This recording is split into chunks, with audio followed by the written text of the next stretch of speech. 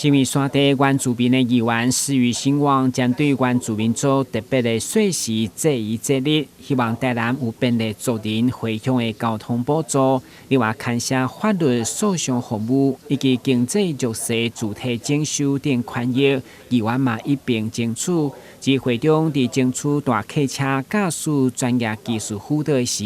因为现况市场的欠工严重，所以市长嘛表达，若原住民有意愿投入职场，除了乐观其成，市府嘛透过多元职业训练的管道，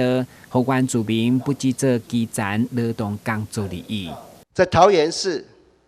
还有台中市，这2个直辖市，它有订定原住民族取得大货车以上职业驾照的补助办法。那桃园市是4000到6000，我们台中市的部分是3000元。那这个部分我们也是希望市府这里可以研议是不是可以订定相关的办法，也来做大货车职业执照取得的补助。现在的大客车的驾驶是很缺的，所以我们很多公车路线呢，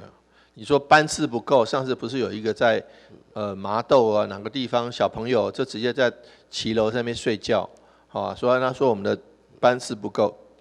现在不是不加开班次，是大客车的驾驶很缺，不仅台南缺，全国都缺。所以要请，如果他愿意去担任去考这个大客车的驾驶，求之不得啊。所以我觉得这部分我们会好好来考量。我们这2年原民会已经培训